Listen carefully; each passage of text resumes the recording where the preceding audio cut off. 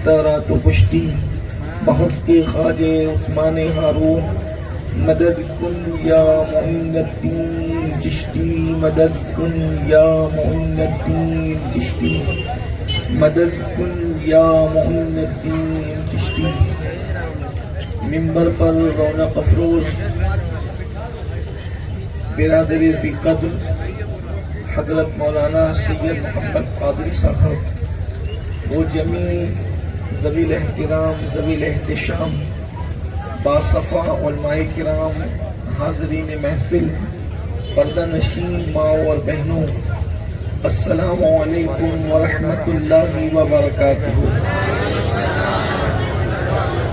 انتہائی احترام و عقیدت کے ساتھ اپنے اور ساری کائنات کی مرکز عقیدت، انیس بے کساں چارہ ساز درد مندہ، ہم غریبوں کے غم گسار، ہم فقیروں کی ثروت، شہر یار ارم تاجدار حرم نوبہار شفاعت، شب اسرا کی دولہا نوشے بزم جنت، دانائے سبل مولائے کل ختم الرسل، خسرو خوباں سیاح لامکا وجہ کن فقا، در اللہ المکنون سر اللہ المخزون، عالم ما کانا وما یکون، آب و گل انبیاء جان و دل اصفیاء، مطلع ہر سعادت مقطع ہر سیادت، خلاصہ کائنات فخر موجودات، حضور احمد مجتبی محمد مصطفیٰ، ارواحنا فدا صلی اللہ تعالی علیہ وآلہ وصحبہ وبارک وسلم کی بارگاہ بے کس پناہ میں جس طریقے سے پڑھاؤں بلند آواز سے میرے ساتھ مل کر پڑھیں۔ الصلاۃ والسلام علیک یا رسول اللہ، الصلاۃ والسلام علیک یا نبی اللہ، الصلاۃ والسلام علیک یا حبیب اللہ، وعلی آلک واصحابک یا نور اللہ، صلی اللہ تعالی علیہ وسلم۔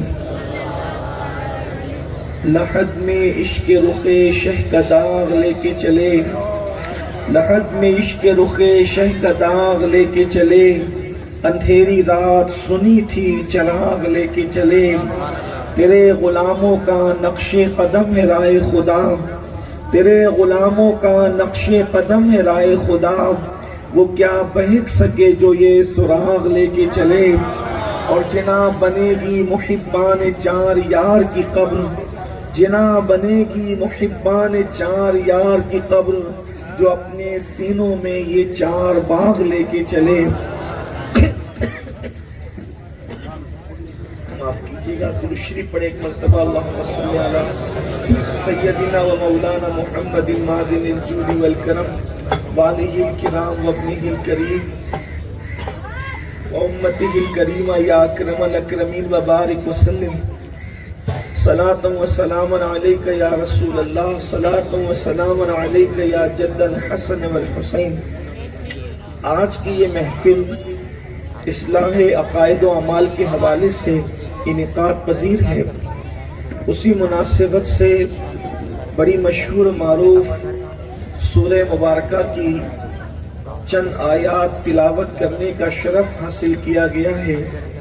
اللہ پاک کی بارگاہ میں دعا ہے کہ اللہ رب العزت مجھے حق کہنے اور آپ سب کو حق سن کر اس پر عمل کرنے اور اسے عام کرنے کی توفیق عطا فرمائے۔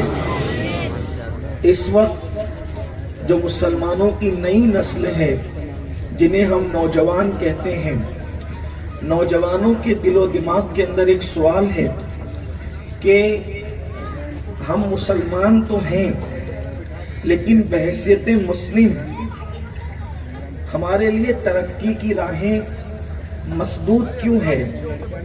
یعنی ترقی کے راستے ہمارے لیے بند کیوں ہیں؟ ہم لوگ ترقی کی طرف کیوں نہیں جا پا رہے ہیں؟ ہم لوگ کامیابی کی طرف کیوں نہیں جا پا رہے ہیں؟ کبھی کبھی ایک شیطانی وسوسہ دل و دماغ کے اندر ابھر کر کے آتا ہے کہ کہیں ہم مسلمان ہیں، اس وجہ سے تو ہماری ترقی میں رکاوٹ نہیں، ہم مسلمان ہیں اس وجہ سے آگے بڑھنے کے لیے ہمارے لیے کوئی دقت تو نہیں، میرے آقا صلی اللہ علیہ وآلہ وسلم کے دیوانوں، پھر ایک انسان، ایک نوجوان یہ سوچتا ہے کہ میں کس کو آئیڈیل بناؤں اور کس کے طریقے پر میں چلوں اور کس کے راستے پر میں چلوں جہاں پر چلنے کے بعد میں کامیابی اور کامرانی کی منزلیں طے کر سکوں۔ اس لیے کہ ہر کامیاب انسان جب تک اس وقت تک کوئی بندہ کامیاب نہیں ہوتا جب تک کسی کامیاب انسان کو وہ آئیڈیل نہیں بناتا۔ مثال کے طور پر اگر کوئی تاجر ہے تو اس سے اچھے تاجر کو آئیڈیل بنانا ہوگا، اگر کوئی ٹیچر ہے اسے کوئی اچھے ٹیچر کو آئیڈیل بنانا ہوگا، اگر کوئی ڈاکٹر ہے اسے کوئی اچھے کامیاب ڈاکٹر کو آئیڈیل بنانا ہوگا۔ میرے آقا صلی اللہ علیہ وآلہ وسلم کے دیوانوں، سب سے بڑا مسئلہ ہماری ناکامی کے لیے یہ نہیں ہے کہ ہم مسلمان ہیں، یہ غلط فہمی اور شیطانی وسوسہ ہے، بلکہ مسلمان اور ناکامی دونوں ایک جگہ کبھی جمع ہو ہی نہیں سکتے، اس لیے کہ اللہ کا وعدہ ہے وَأَنْتُمُ الْأَعْلَوْنَ إِن كُنتُم مُؤْمِنِينَ، تم ہی سربلند ہو، تم ہی کامیاب ہو اگر تم مومن ہو۔ کامیابی ہمارا مقدر ہے، کامیابی ہمارے ہی لیے پیدا کی گئی ہے۔ ہماری مسجدوں سے دن میں 5 مرتبہ اعلان ہوتا ہے حی علی الفلاح، آؤ کامیابی کی طرف۔ اصل کامیابی اپنا مقدر ہے، اصل کامرانی اپنا مقدر ہے، واللہ مسلمان اور ناکامی دونوں ایک جگہ جمع ہو ہی نہیں سکتے۔ یہ بات ذہن سے نکال دیا جائے کہ مسلمان ہیں اس لیے ناکام ہیں۔ دراصل معاملہ یہ ہے ہم نے جو آئیڈیل چنا ہے، ہم نے جنہیں آئیڈیل بنایا ہے وہی آئیڈیل ہم نے غلط چنا ہے۔ ہماری ناکامی کی وجہ اسلام نہیں، ہماری ناکامی کی وجہ آئیڈیل کا غلط انتخاب ہے۔ ہم نے غلط آئیڈیل کا انتخاب کیا ہے، ہم نے غلط لوگوں کو اپنا آئیڈیل بنایا ہے۔ آپ کہیں گے ہم نے آئیڈیل کس کو بنایا؟ پہلی بات آئیے ہم قرآن سے پوچھتے ہیں ہم کس کو آئیڈیل بنائے، ہمارا آئیڈیل کون ہے؟ اس لیے کہ اللہ تبارک و تعالی ہمارا رب ہے، وحدہ لا شریک ہے۔ اور اچھی طرح سنو، جو خدا ہمارا خدا ہے جسے ہم رب محمد کہتے ہیں، اس کی طاقت کا عالم یہ ہے، اس کی قوت کا عالم یہ ہے۔ جتنے خداؤں پر لوگ یقین رکھتے ہیں اللہ اکبر، اور ہمارا خدا، فرق یہ ہے کہ اوروں کا حال یہ ہے کہ وہ ناک پر بیٹھی ہوئی مکھی نہیں ہٹا سکتے، اور ہمارے خدا کی طاقت کا عالم یہ ہے کہ وہ مردہ انڈے سے زندہ مرغی کو پیدا کرتا ہے۔ ہمارے خدا کی طاقت یہ ہے وہ پتھروں کو چیر کر اس میں سے پودا نکالتا ہے۔ ہمارے خدا کی طاقت یہ ہے کہ وہ روزانہ مشرق سے اتنا بڑا سورج نکال کر مغرب میں غروب کرتا ہے۔ اللہ اکبر، سورج کا کنٹرول جس کے ہاتھوں میں ہے وہ رب محمد مسلمانوں کا خدا ہے۔ چاند کو جو ہر مہینے ہلال کی شکل میں نکال کر 14ویں کو بدر کامل بناتا ہے وہ رب محمد ہے، وہ اپنا خدا ہے، وہ رب العزت ہے۔ ہم جس کا کلمہ پڑھتے لا الہ الا اللہ کہہ کر، وہ ہمارا خدا ہے، رب محمد ہے، جو ماں کی پیٹ کے اندر شکل بناتا ہے۔ کبھی توجہ کیا، ماں کے پیٹ میں بچے کی شکل کبھی دادی کی شکل پر ہے، کبھی دادا کی شکل پر ہے، کبھی بھائی کی شکل پر ہے، کبھی بہن کی شکل پر ہے، کبھی چچا کی شکل پر ہے، کبھی تایا کی شکل پر ہے، کبھی باپ کی شکل پر ہے، کبھی ماں کی شکل پر ہے۔ اللہ اکبر، دادا گھر سے کہیں کوس دور ہے، پوتا دادا کی شکل پر تو جاتا ہے لیکن کبھی پڑوسی کی شکل پر نہیں جاتا۔ اس کی وجہ کیا ہے؟ یہ میرے اللہ کی حکمت بالغہ ہے، میرے اللہ کی قدرت کاملہ ہے۔ اندازہ تو کریں، اب آپ مجھے بتائیں، وہ رب محمد ہمارا خدا ہے جس نے کامیابی اور ناکامیوں کا وہ پیدا کرنے والا ہے، پھر ہم ناکام کیسے ہو سکتے ہیں؟ ناکامی ہمارا مقدر کیسے ہو سکتی ہے؟ آئیڈیل کا غلط انتخاب مسلمانوں کو ذلت و رسوائی کے گھڑے میں ڈھکیل رہی ہے۔ آؤ وہ کتاب کی طرف آئیں جو ام الکتاب ہے، اس کتاب کی طرف آئیں جو کتاب ہے اللہ اکبر، جس کا نام فرقان ہے، جس کا نام قرآن ہے۔ 6666 آیات پر مشتمل ایک عالمی منشور قیامت تک کے لیے اللہ نے اپنے محبوب کے ذریعے سے ہمارے ہاتھوں میں عطا کیا ہے۔ مسلمان کا بچہ بچہ اللہ اکبر جس سورہ مبارکہ کو یاد رکھے ہوئے ہیں، اس سورہ سورہ مبارکہ کی اختتامی آیتیں ہیں جس کی میں نے تلاوت کی ہے۔ ہر مسلمان اللہ کی بارگاہ میں دعا کرتا ہے، اہدنا الصراط المستقیم، اے اللہ ہمیں سیدھے راستے چلا، سیدھے راستے چلا۔ ظاہر سی بات ہے راستہ ہمیشہ سیدھا ہی چلا جاتا ہے۔ آپ بھی جو ہے وہ اگر گھر کی طرف جاتے ہیں تو آپ بھی تو غلط سلط راستے سے گھر کی طرف جانا کوئی شریف انسان پسند نہیں کرتا، بلکہ ہر آدمی سیدھے راستے ہی سے جانا پسند کرتا ہے، اچھے راستے سے جانا پسند کرتا ہے۔ اب آپ توجہ کریں، سیدھے راستے کا انتخاب کر رہے ہیں۔ پہلی بات تو یہ ہے راستے کا انتخاب ہی منزل تک پہنچایا کرتا ہے۔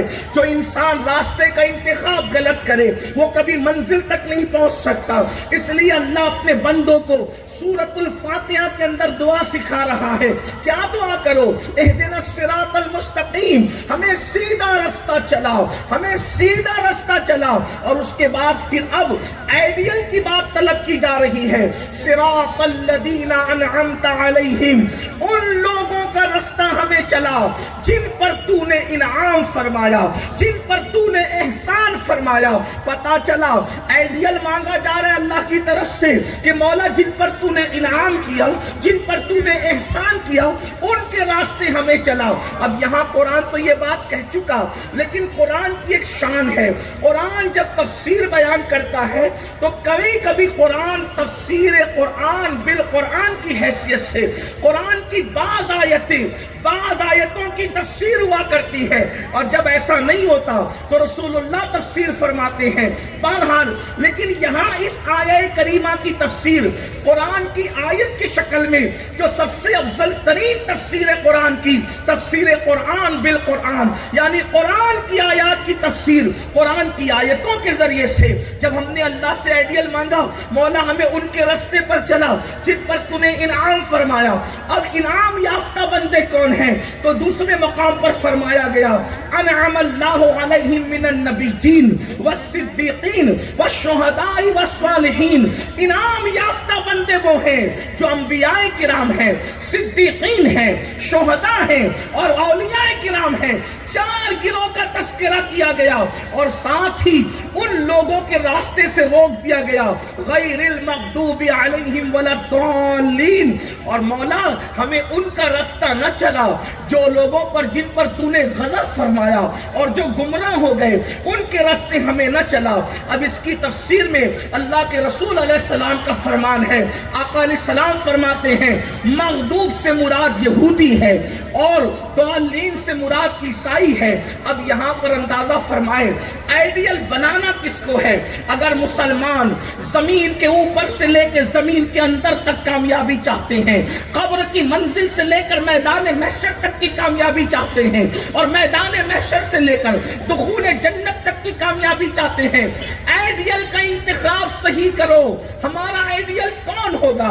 یا تو نبی آئیڈیل ہوں گے، یا تو صدیقین آئیڈیل ہوں گے، یا تو شہداء آئیڈیل ہوں گے، یا تو صالحین آئیڈیل ہوں گے۔ اب اس کا مطلب اگر وضاحت کی جائے تو یہ کہا جا سکتا ہے آئیڈیل محمد الرسول اللہ ہے، حضور کی ذات آئیڈیل ہے۔ اگر کسی کو آنکھ بند کر کے آئیڈیل ماننا ہے تو مصطفیٰ جان رحمت کو آئیڈیل مانو۔ اور پھر صدیقین کا مرتبہ آتا ہے، یعنی ابوبکر صدیق جو اس امت کے صدیقین کے گروپ کے سردار ہیں، ان کو اپنے لیے آئیڈیل بناؤ۔ اللہ اکبر۔ اور پھر شہداء کی بات آتی ہے، فاروق اعظم شہید، عثمان غنی شہید، مولا علی شہید، مصعب ابن عمیر شہید، امیر حمزہ شہید، یہ صحابہ کا گروہ اور بھی شہداء ہیں۔ حضرت امام حسین شہید، امام قاسم شہید، اللہ اکبر، امام علی اکبر شہید۔ اسی طریقے سے شہداء کے گروپ کو آئیڈیل بناؤ۔ اور جب صالحین یعنی اولیاء کی بات آتی ہے تو ویسے قرنی اولیاء میں ہے، غوث اعظم اولیاء میں ہے، غریب نواز اولیاء میں ہے،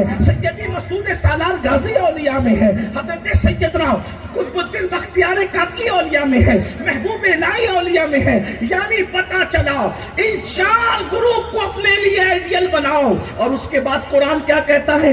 یہود و نصارہ کو آئیڈیل نہ بنانا، اگر کامیابی چاہتے ہو تو یہود و نصارہ کے طریقے پر نہ چلنا۔ اب میں آپ سے پوچھنا چاہتا ہوں، آپ الزام کرتے ہو کہ مسلمان اس لیے نقصان ہے ہے، مسلمان اس لیے تکلیف ہے، یاد رکھنا یہ شیطانی وسوسہ ہے، آئیڈیل کا غلط انتخاب نے ہمیں جب وہ ناکامی کے دلدل میں ڈھکیل رکھا ہے۔ اب آپ سے پوچھتا ہوں، اور قرآن میں تو دعا، نماز میں تو دعا کرتے ہو بشکل قرآن، قرآنی آیات کا سہارا لے کے دعا کرتے ہو، ہمیں نبیوں کے طریقے پر چلا، ہمیں صدیقین کے طریقے پر چلا، ہمیں شہداء کے طریقے پر چلا، ہمیں اولیاء کے طریقے پر چلا، اور یہود و نصارہ کے طریقے پر نہ چلا۔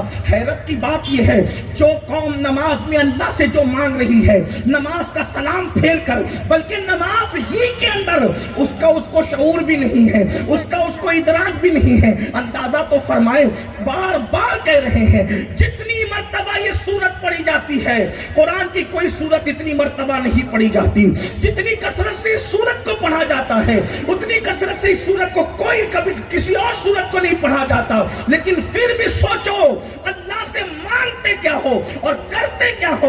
آئیے ذرا گفتگو شروع کرتے ہیں۔ آئیڈیل کون مانگ رہے؟ آئیڈیل کس کے حوالے سے مانگ رہے؟ رسول اللہ کے حوالے سے، صدیقوں کے حوالے سے۔ اب بتاؤ، اگر ہم نبی کو آئیڈیل بنائے ہوتے اور ہم حضور کے طریقے پر چلے ہوتے تو ہماری زندگی کیا ہوتی؟ آئیے حضور علیہ السلام کی زندگی کی ایک جھلک دیکھتے ہیں۔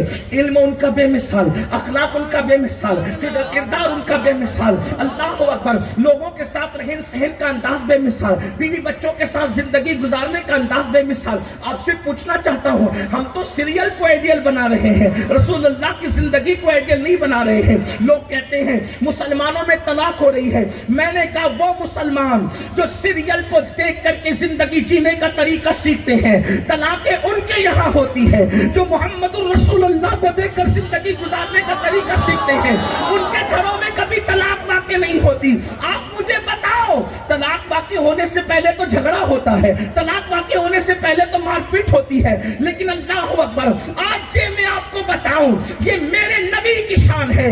جب کسی نے ام المومنین سیدہ عائشہ صدیقہ سے پوچھا، ام المومنین سے پوچھا یہ بتاؤ رسول اللہ کی زندگی کیسی ہے، یاد رکھنا ایک شوہر کو بیوی سے زیادہ کوئی نہیں جانتا، ایک شوہر کو بیوی سے زیادہ کوئی نہیں جانتا، بلکہ اگر میں غلطی کروں تو میرے علماء اصلاح کریں گے، ماں وہاں تک نہیں جاتی جہاں تک کہ بیوی جاتی ہے، ماں کی نگاہ وہاں تک نہیں دیکھتی جہاں بیوی کی نگاہ دیکھتی ہے۔ تو بیوی سے بہترین شوہر کو بیان کرنے والا کوئی ہے ہی نہیں، اس لیے قرآن نے کہا ہننا لباس لکم وانتم لباس لہن، شوہر بیوی کا لباس ہے اور بیوی شوہر کا لباس ہے۔ مطلب کیا؟ بیوی جو کچھ دیکھے وہ ڈھانپ دیا کرے اور شوہر کو جو کچھ دیکھے وہ ڈھانپ دیا کرے، کیونکہ لباس کا کام ڈھکنا ہوتا ہے، کیونکہ اللہ جانتا ہے دنیا کا کوئی انسان ایسا نہیں کہ جس کو دیکھا جیسے جائے ویسے ہی بیان کر دیا جائے، اس لیے کہ ہر انسان میں کوئی نہ کوئی عیب ہے، ہر انسان میں کوئی نہ کوئی کمی ہے، مگر قربان جائے جب میرے نبی کی سب سے چھوٹی عمر بیوی سے پوچھنے والے نے پوچھا رسول اللہ کا کردار کیا ہے تو ام المومنین کا جواب سنو۔ ام المومنین فرماتی ہے کیا تو نے قرآن نہیں پڑھا؟ کانا خلقہ القرآن، ان کی پوری زندگی تو قرآن جیسی تھی، یا ان کی پوری زندگی تو قرآن ہے۔ اب یہاں پر ایک بات عرض کرنا چاہتا ہوں، اللہ اکبر، شیخ الشیوخ حضرت سیدی امام شیخ شہاب الدین عمر سہروردی العوارف المعارف کے اندر اس کی تشریح لکھتے ہیں۔ حدیث کیا ہے؟ کیا تو نے قرآن نہیں پڑھا؟ اب صوفیہ جو اس سے نکات نکالتے، موتی نکالتے، ان کا اپنا حصہ ہے۔ یہ شہاب الدین سہروردی کون ہے؟ ہمارے مرشد حضور غوث پاک نے فرمایا تھا شہاب الدین تیرے بعد پھر تجھ جیسا ولی عراق میں قیامت تک پیدا نہیں ہو سکتا۔ وہ شیخ شہاب الدین سہروردی، اب ذرا سننا اور غور سے سننا، اللہ اکبر، کانا خلقہ القرآن، کیا مطلب ہوا؟ ان کی پوری زندگی قرآن میں ہے، یا ان کی پوری زندگی قرآن جیسی ہے، یا جیسا قرآن میں آیا ویسے ان کی زندگی، جیسے ان کی زندگی ویسا قرآن۔ لیکن حضرت امام شہاب الدین سہروردی اس سے بہترین ایک نقطہ نکالتے، فرماتے ہیں ام المومنین نے فرمایا ان کی زندگی قرآن میں ہے یا قرآن کی طرح ہے۔ مطلب کیا؟ تھوڑی توجہ آپ کی، چھوڑ دو بھائی، جو چاہے اس کو چھوڑ، اچھا بہت اچھی محفل ہے, سب اچھے سے سن لیں. والنٹیئر حضرات بھی بالکل سب وہ بھی سنیں, ان کو بھی ضرورت ہے سننے کی. کوئی کسی کو اٹھا بٹھا نہ کرے, حضور کی محفل حضور سنبھالے. کوئی اشارے نہیں کرے, کوئی کسی کو اٹھنے بیٹھنے کے لیے نہ کہے. ایک بار درود شریف پڑھیں.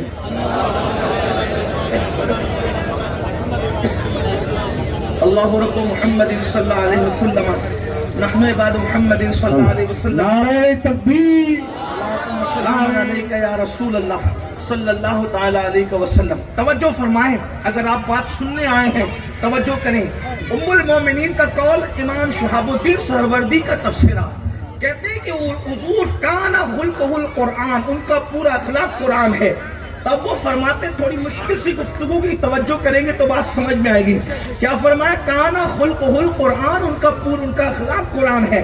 تو بتاتے ہیں کہ قرآن کی آیتیں مختلف قسم کی ہے, یعنی قرآن کی آیتیں ایک جیسی نہیں ہے, الگ الگ قسم کی ہے. علماء جانتے ہیں عوام میں اس کا تذکرہ کم ہوتا ہے, لیکن چونکہ بات آ گئی ہے مشکل, کسی کے سر پہ بھی جا سکتے, اس کے لیے معذرت چاہتا ہوں. جیسے قرآن کی آیتوں کی جو مختلف اقسام ہیں, ان میں سے ایک قسم آپ کہہ سکتے ہیں آیات محکمات ہیں, آیات متشابہات ہیں, آیات مقطعات ہیں. کم سے کم یہ تین لے لیں, ناسخہ منسوخہ کو چھوڑ دیں, اور بھی آیتوں کا قسمیں چھوڑ دیں, تین لے لیں کم سے کم.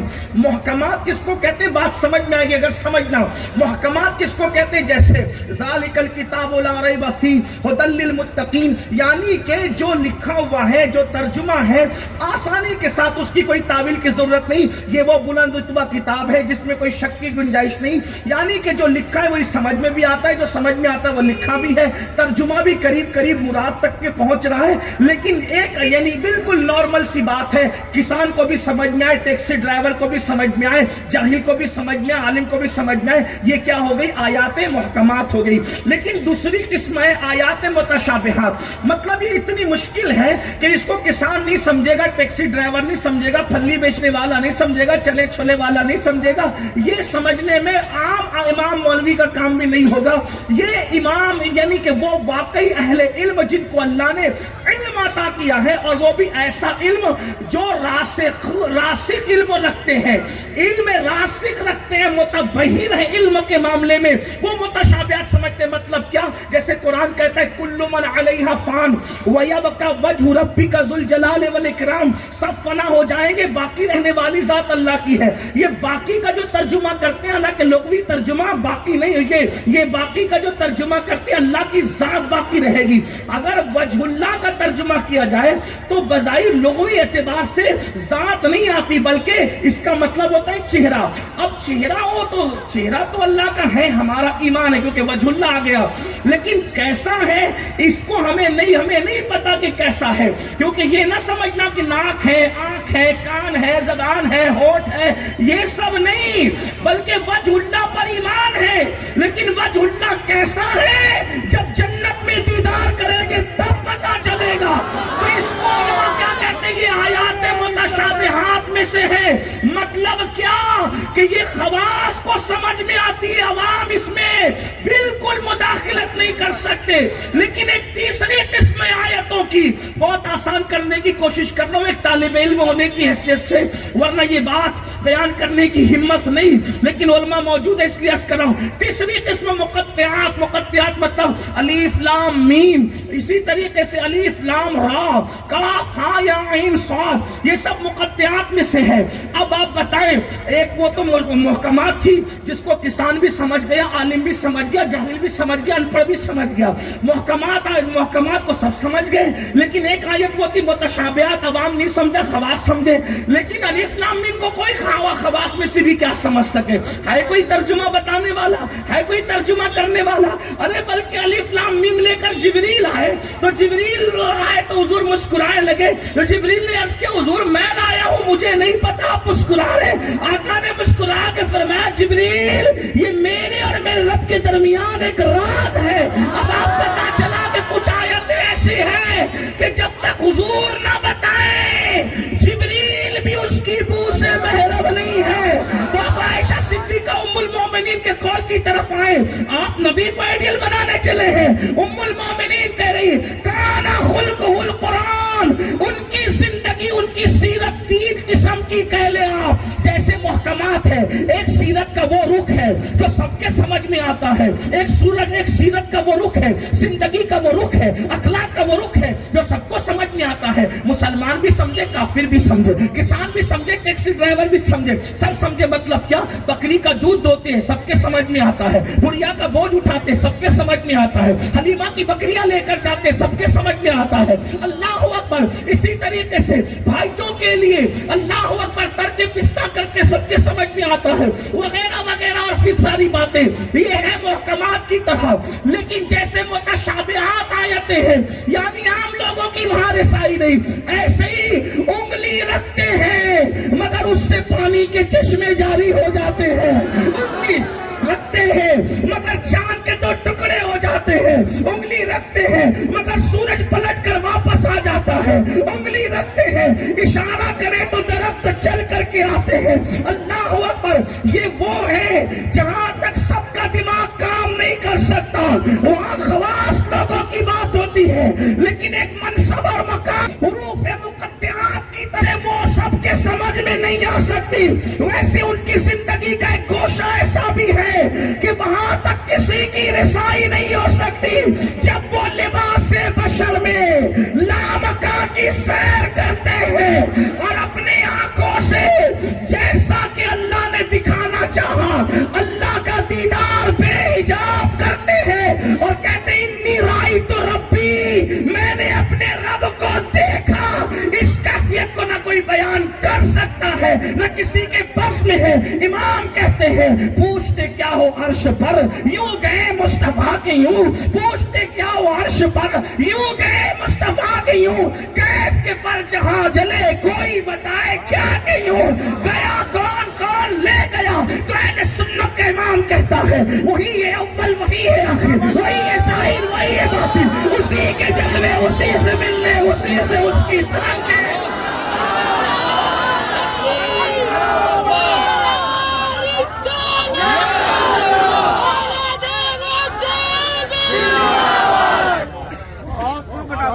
ये बात है किसी के समझने और समझाने की, बल्कि मेरे इमाम तो यहां तक कहते गुंजे जो चटके थे माँ औहा दना के बाग में।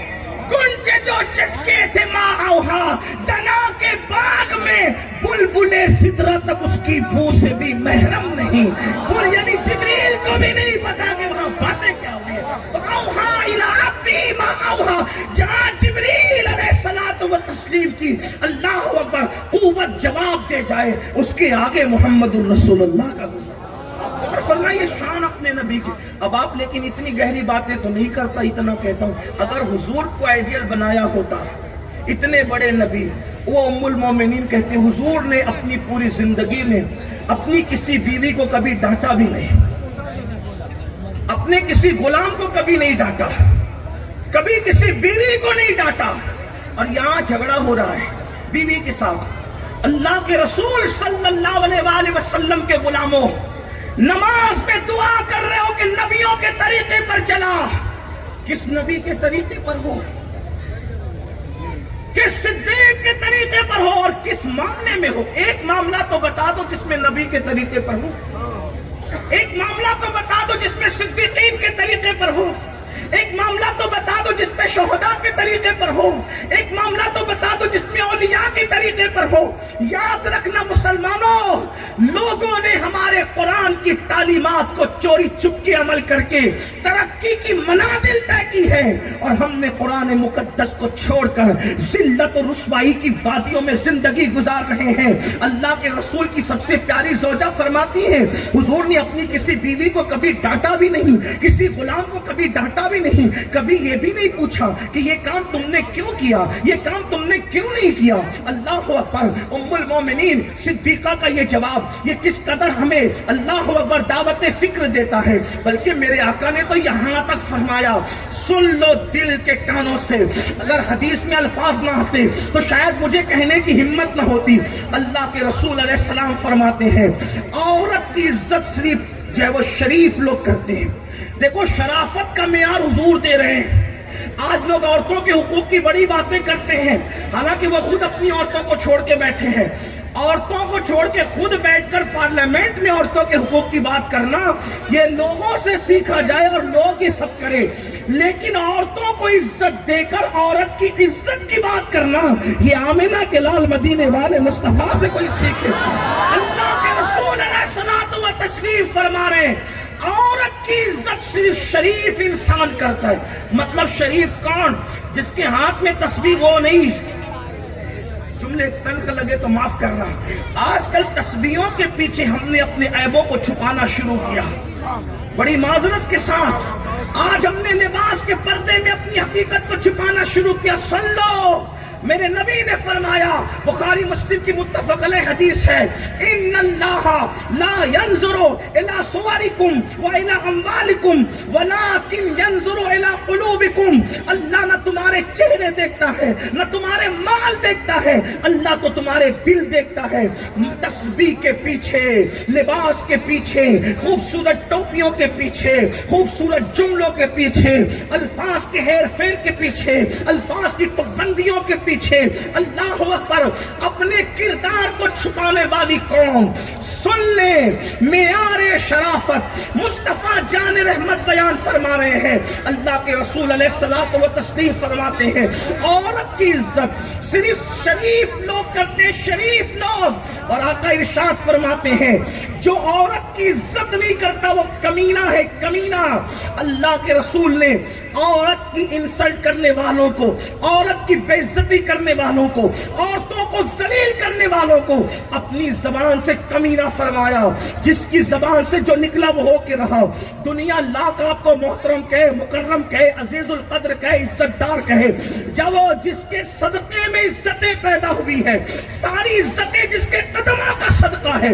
قرآن کہتا ہے وَلِلَّهِ الْعِزَّةُ وَلِرَسُولِهِ وَلِلْمُؤْمِنِينَ، عزت تو اللہ کے لیے ہے، عزت تو رسول اللہ کے لیے ہے، اور جو نبی کے قدموں سے وابستہ ہے عزت ان کے لیے ہے۔ وہ رسول فرما رہے ہیں سہے جن کی شان ہے سہے عزتو اعتلاء محمد، ہے کسی کی اتنی عزت سہے عزتو اعتلاء محمد کہ ہے عرش حق زیر پائے محمد، خدا کا عرش جس کے قدموں کے نیچے ہے، یہ محمد رسول اللہ کی عزت کہ ہے عرش حق زیر پائے محمد۔ وہ عزت والے رسول فرما رہے ہیں جو عورتوں کو ذلیل کرتے ہیں، عورتوں کی حق تلفی کرتے ہیں، جو عورتوں کی عزت نہیں کرتے، میرے آقا فرماتے وہ کمینے ہیں، کمینے۔ آپ سے پوچھنا چاہتا ہوں نبی کو جو آئیڈیل بنائے گا وہ عورت کی عزت سے کیسے کھیلے گا؟ آج میں آپ سے پوچھتا ہوں، اللہ اکبر، آج عورت کی عزت سے کھیلنا یہ ایک عام سی بات ہو گئی ہے۔ جیسے بچے کھلونا سمجھتے ہیں ویسے آج عورتیں سمجھی جانے لگے۔ بازار میں دکھی تو تکلیہ، گھر میں نظر آئی تو تکلیہ، فلموں میں نظر آئی تو تکلیہ، بلکہ فلم دیکھتے ہی اس لیے ہیں کہ اس میں عورتیں ننگی نظر آتی۔ سب سے زیادہ سپر ہٹ فلم وہی ہوتی ہے جس فلم کے اندر عورت زیادہ ننگی نظر آئے، جس میں عریانیت زیادہ، وہ سیریل زیادہ چلتے ہیں جس کے اندر گندے سین زیادہ ہوتے ہیں، گندے مناظر زیادہ ہوتے ہیں۔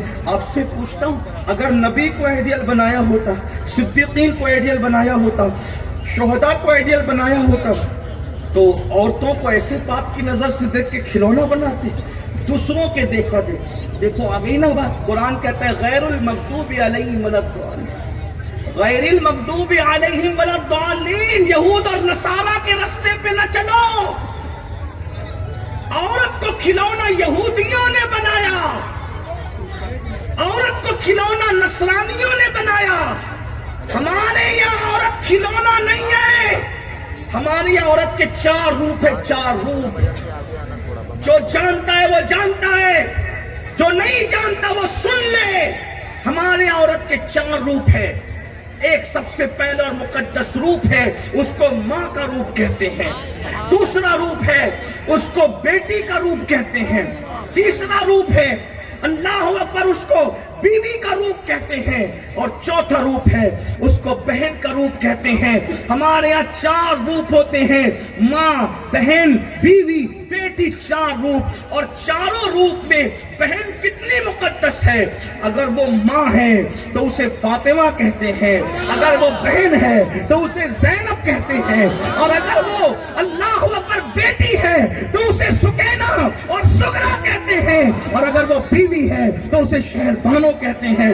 ایک ہی کربلا میں نے چاروں روپ آپ کو دکھائے ہیں، ذرا توجہ تو کریں اور پھر ان چاروں ہستیوں کو دیکھیں تو پتا چلے کہ ہمارے یہاں اللہ اکبر اگر بیٹی بن کے پیدا ہوئی تو ماں باپ کے لیے جنت ہے، نیک بیوی کی شکل میں آئی تو شوہر کے لیے جنت ہے، نیک بہن کی شکل میں تو بھائی کے لیے جنت ہے، اور ماں بن گئی تو اللہ کے رسول سند دے رہے ہیں الجنت تحت اقدام امہاتکم، کہ جنت تمہاری ماؤں کے قدموں کے نیچے ہے۔ آپ سے پوچھنا چاہتا ہوں اتنا مقدس روپ کسی نے دیا ہے عورت کو؟ اللہ اکبر۔ میرے آقا صلی اللہ علیہ وسلم کے دیوانوں دراصل میں راہ مصطفیٰ جان رحمت سے ہٹ گئے، حضور کے راستے سے ہٹ گئے، یہود و نصارہ کو اپنا آئیڈیل بنایا۔ اپنی ناکامی کی وجہ یہ ہے، ورنہ خدا کی عزت کی قسم اپنے نبی کے راستے پر چل کر عرب کی بوریا نشین قوم کیسر و کسرا کی تاجدار بنی تھی۔ انتخاب آئیڈیل کے اندر جو ہے ہم نے بہت بڑی چوک کی ہے۔ شاید یہ اصلاح معاشرہ کی محفل ہم لوگوں کے لیے انقلاب کا ذریعہ ثابت ہو۔ ایسی ہستی ان کو چھوڑ کر ہم نے کسی اور کو آئیڈیل بنایا ہے۔ آئیے ذرا دیکھیں تو صحیح اسلام عورت کو کتنی عزت دیتا ہے۔ اللہ اللہ، حاتم طائی کی بیٹی جب ننگے سر مصطفیٰ جان رحمت کی بارگاہ میں لائی گئی تو حضور نے اپنی وہ چادر جو مزمل اور مدثر والی چادر ہے، حضور وہ چادر اوڑھ لے تو اس پہ بھی قرآن آتا ہے۔ قرآن کہتا ہے یا ایھا المدثر، اے بالا پوش کمبل اوڑھنے والے۔ حضور وہ مبارک چادر حاتم طائی کی بیٹی کو اڑا کر قیامت تک کے مسلمانوں کو پیغام دیتے ہیں، بیٹی کسی کی بھی ہو، بیٹی بیٹی ہوتی ہے، مسلمان کی بیٹی ہو یا کافر کی بیٹی ہو، بیٹی کسی کی بھی ہو، بیٹی بیٹی ہوتی ہے۔ آپ سے پوچھنا چاہتا ہوں، اور آج ہم عورتوں کو ایسے تکتے ہیں، اگر جملے تلخ لگے تو میرے جوان مجھے معاف کر دے، اس لیے کہ میری تلخیاں شاید لوگوں کو تکلیف پہنچائے، میں پہلے معافی چاہتا ہوں۔ جیسے بلی چھچڑے کو تکتی ہے یا کتے کی نیت جو ہے للچائی ہوئی گوشت کے لوتھڑے کی طرف ہوتی ہے، آج مسلم جوانوں کی یہ پوزیشن ہو گئی ہے۔ پڑوس کی کوئی بیٹی ہے تو اس کو تک رہے ہیں، گھر میں کام والی ہے تو اس کو تک رہے ہیں، اللہ اکبر، بازار میں کوئی مل گئی تو اس کو تک رہے ہیں، اسکول اور کالج میں کوئی بیٹھی ہے تو اس کو تک رہے ہیں۔ پوچھنا چاہتا ہوں اسلام نے عورت کا کیا تقدس دیا تھا، اور ہم یہود و نصارہ کی تہذیب پر چل کر بلکہ بد تہذیبی پر چل کر اتنے گندے اور نکمے ہو گئے۔ آج عورتوں کی عزت سے کھیلا جاتا ہے، کبھی افیئر کے نام پر، کبھی گرل فرینڈ کے نام پر، کبھی دوستی کے نام پر، کبھی عشق بازی کے نام پہ۔ پوچھتا ہوں عشق میں عزتیں لوٹی جاتی ہے، اس عشق میں بھگایا جاتا ہے، عشق میں آنسو لائے جاتے ہیں۔ ارے نادان، عشق میں تو جان دے کر آبرو بچائی جاتی ہے۔ یہ کیسا عشق ہے جو زنا کروا رہا ہے؟ یہ کیسا عشق ہے جو بدکاری کروا رہا ہے؟ سن لو، اللہ اکبر۔ حضرت علامہ امام فقی ابو اللہ سمرقندی حدیث لکھتے ہیں، یاد رکھنا آج کل کے نوجوان لڑکے دوستی کرتے ہیں، اس کے بعد جو ہے پھر دل بھر لیتے ہیں، سب لوٹ لیتے ہیں۔ میں حیا کے پردے میں، کیونکہ میرے علماء، میرے بہت بڑے بزرگ لوگ یہاں پر بیٹھے ہوئے ہیں، لیکن مجبوری بھی ہے، اس لیے کہ قوم کے ناسور پر اگر نشتر نہ لگاؤں تو پھر آیا کس لیے ہوں۔ میری قوم کے جوانوں سن لو، لڑکیوں سے دوستی کرتے ہیں اور دوستی کے نام پہ شادی کا لالچ دے کر، موبائل کا لالچ دے کر، زیور کا لالچ دے کر، گھر بسانے کا لالچ دے کر، کیا کیا لالچ دے کر اس کا سب کچھ لوٹ لیتے ہیں، اس کا شباب لوٹ لیتے ہیں، اور غریب ہو تو اس کا کوئی پرسانے حال ہی نہیں، اور لڑکی ہے وہ کہے کس سے جا کر؟ اگر محلے میں کہہ دیا تو آئندہ رشتے نہیں آئیں گے، اچھے گھر میں بیاہی نہیں جائے گی، کوئی شریف اس کو قبول کرنے کے لیے تیار نہیں ہوگا۔ پہلی بات تو میں سوچتا ہوں آخر ایسی بیٹیاں ہمارے समाज में पैदा क्यों होती है, जो अपना सब कुछ लुटा दे मोबाइल के चक्कर में, अपना सब कुछ लुटा दे जेवर के चक्कर में, अपना सब कुछ लुटा दे कीमती कपड़ों के चक्कर में, अपना सब कुछ लुटा दे बाइक पे घूमने के चक्कर में। उसकी वजह माँ बाप है जिम्मेदार, कि माँ बाप ने अपनी बेटी को अपने बाजू में बिठा करके सीरियल तो दिखाए, लेकिन अपने माँ बाप ने अपनी बेटी को सैयदा फातिमा का किरदार नहीं पढ़ाया, सैयदा आयशा सिद्दीका का किरदार नहीं पढ़ाया, उम्मुल मोमिनीन सैयदा खदीजा का किरदार नहीं पढ़ाया। सुन लो, बेटियों को बाजू में बिठा करके सीरियल दिखाओगे तो यही दिन देखने पड़ेंगे जो उम्मत देख रही है, और सैयदा फातिमा का किरदार दोगे, इंशाअल्लाह बेटियां भूखी मर जाएगी लेकिन कभी आबरू का सौदा नहीं करेगी। मैं तो ये सोचता हूँ, हमारे नबी की शहजादी की जिंदगी पढ़ो तो आपको पता चलेगा। मेरे आका अलैहिस्सलाम के प्यारे दीवानों, अगर बहनें सुन रही है तो उनको पता होना चाहिए। मैं ये कहता हूँ, अगर दुनिया में किसी का बाप सबसे ज्यादा मालदार हो सकता है, अगर किसी को ये कहने का हक है कि मेरा बाप सबसे ज्यादा मालदार है, तो वो नबी के घर की शहजादियां हैं, हुजूर के घर की। क्यों? इसलिए कि हमारे अकीदे में हुजूर से बड़ा मालदार न उनसे पहले पैदा हुआ न क़यामत तक उनके बाद पैदा हो सकेगा। क्योंकि कोई एक रियासत का मालिक है, कोई एक मुल्क का मालिक है, कोई 2 मुल्क का मालिक है, कोई 4 मुल्क का मालिक है, लेकिन मेरे नबी की शान ये है, खुदा ने जितनी मखलूक बनाई है, खालिके कुल ने आपको मालिके कुल बना दिया। दोनों जहां आपके कब्ज़ा व इख्तियार में। है कोई इतना बड़ा मालिक? आप कहेंगे मालिक की जन्नत भी है। मैंने कहा हाँ, जहां बानी अता कर दे, बड़ी जन्नत हिबा कर दे, नबी मुख्तारे कुल है, जिसको जो चाहे अता कर। नबी मालिक की जन्नत है। मैंने कहा हाँ, जो जन्नत का जो मालिक होता है वही तो किसी को उठा के देता है। ये माइक आपने मुझे बयान के लिए दिया है, मालिक थोड़ी बनाया है। कितनी इज्जत से सब खड़े, इतनी देर से खड़े, कोई हटता नहीं, टस से मस नहीं होता, इज्जत में खड़े, इज्जत कर रहे हैं, है ना। आप इज्जत में बैठे, उलमा इज्जत में बैठे हैं। माइक उठा करके अगर मैं मौलाना तौसीफ साहब के हवाले कर दूं, मेरी तरफ से हदिया है, माइक वाला भैया बोलेगा शराफत की हद हुई। ऐसा भी आदमी आएगा मुंबई में तकरीर करने वाला, इस्लाह माशरा पे इस्तेमाल करने दिया है, आपको मालिक भी बनाया है। मेरा है, तू किसी को नहीं दे सकता, यही तो है ना। बोलो यही है ना। जब तक मालिक ना बनो किसी को दे नहीं सकता। हुजूर अलैहिस्सलाम ने फरमाया, अबू बकर फिल जन्ना, उमर फिल जन्ना, उस्मान फिल जन्ना, अली फिल जन्ना, साद फिल जन्ना, सईद फिल जन्ना, अबू उबैदा फिल जन्ना। अल्लाह अकबर। अंदाजा फरमाया अल्लाह के रसूल अलैहिस्सलाम ने अपने 10 सहाबा को जन्नत की बशारत दी। अरे मालिक थे तभी तो जन्नत अता फरमाई, जन्नत मालिक थे तभी तो अता फरमाई। आप ये इख्तियार अपने नबी मालिक के जन्नत की बेटी है सैयदा फातिमा। लेकिन एक दिन दुपट्टा इतना फट गया है, दुपट्टा इतना फट गया कि पेवन लगाने के लिए कपड़ा नहीं है। अगर बहनें सुन रही है, जो बच्चियां कहती है ना मौलाना गरीब है, गुर्बत की वजह से आबरू बेच रहे, ये कर रहे हो, मैंने कहा सैयदा फातिमा इतने बड़े बाबा की बेटी होकर इतनी तंगी में इसीलिए जिंदगी गुजारा था ताकि हमारी गुर्बत पर अपनी सुन्नत का लिबादा डाल दें। क्योंकि कभी कोई गरीब की बेटी पेवन लगा करके दुपट्टा ओढ़कर किसी महफिल में जाएगी तो कोई उसकी गुर्बत का मजाक नहीं उड़ाएगा, बल्कि लोग कहेंगे देखो आज भी सुन्नत फातिमा पर अमल करने वाली बेटियां मौजूद है, उसकी इज्जत को 4 चांद लग जाएंगे।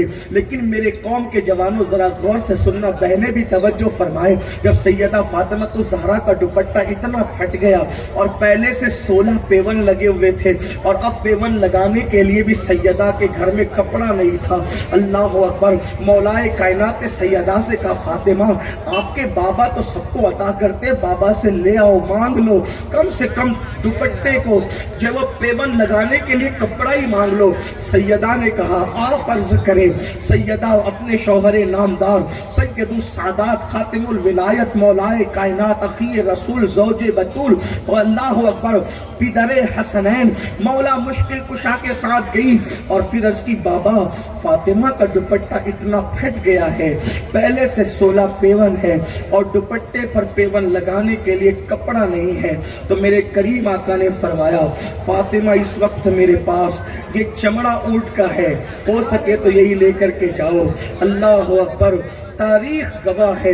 مورخ نے کہا تھا کہ انصاف کیا وہ جانتا ہے، لیکن بطور نصیحت عرض کروں، اللہ اکبر، میرے کریم آقا نے فرمایا فاطمہ یہ اونٹ کا چمڑا اس وقت میرے پاس ہے، لے جاؤ اسی کو دوپٹے میں باندھ لگا لو. اور اس کے بعد اونٹ کے چمڑے کو لے کر سیدہ جاتی ہے اور پھر اس کا پیون، اونٹ کے چمڑے کا پیون اپنے دوپٹے میں لگاتی ہے اور سر پہ ڈالتی ہے. میں پورے یقین سے کہتا ہوں کہ ممبئی میں جو لوگ نکڑوں پر بھیک مانگتے ہیں ان میں سے بھی کسی کی بیٹی کے دوپٹے میں پہلی بات تو پیون نہیں ہوگا، اور اگر پیون ہوگا تو کم از کم کپڑے کے دوپٹے میں چمڑے کا پیون نہیں ہوگا. لیکن اللہ اکبر، تمہارے اور میرے نبی کی شہزادی، ملکہ کونین، ملکہ فردوس بری، مخدومہ کائنات، جس کے لیے پوری قیامت والوں کا سر جھکے گا. کیا تمہیں نہیں پتا صاحب سوائق المحرقہ نے لکھا ہے، صاحب سوائق المحرقہ لکھتی ہے کہ جب سیدہ فاطمہ الزہرا پل صراط سے گزرے گی تو عرش کے نیچے سے اعلان کیا جائے گا، محشر والوں اپنی گردنوں کو جھکا لو، آنکھوں کو بند کر لو، فاطمہ بنت محمد پل صراط سے گزر رہی ہے، جس کی شان کے آگے اہل محشر کی گردنیں جھکے گی. آج اس نے چمڑے کا پیون اپنے دوپٹے میں لگایا ہے. اللہ کے رسول تشریف لائے. باپ ہوتا ہے، باپ ہوتا ہے، باپ کے اپنے جذبات ہوتے ہیں. باپ جتنا اللہ سے ڈرتا ہے اتنا زیادہ اولاد سے محبت کرتا ہے. سیدہ کے سر پر 17 پیون والا دوپٹہ دیکھا اور اس میں سے ایک پیون اونٹ کے چمڑے کا دیکھا. سید الصابرین رو پڑے، اور جب میرے آقا روئے تو مولا علی بھی اور سیدہ بھی رو پڑی. آقا کے رونے سے دونوں رو پڑے تو آقا نے تسلی بھی دی، فاطمہ اس بات پہ خوش نہیں ہو کہ دنیا والوں کے لیے دنیا کی نعمتیں ہیں اور محمد اور آل محمد کے لیے جنت کی نعمتیں ہیں. آپ سے پوچھنا چاہتا ہوں، اگر سیدہ فاطمہ چاہتی میرا ایمان ہے روزانہ جنت کا نیا جوڑا آتا، روزانہ جنت کا لباس آتا، لیکن اس فقر و فاقہ میں زندگی گزارنے کا مقصد کیا تھا؟ یہی نا کہ قوم کی غریب بیٹیوں کے لیے اسوہ بن جائے، آبرو کے تحفظ کا ذریعہ بن جائے. اس شان سے زندگی گزارتی ہیں.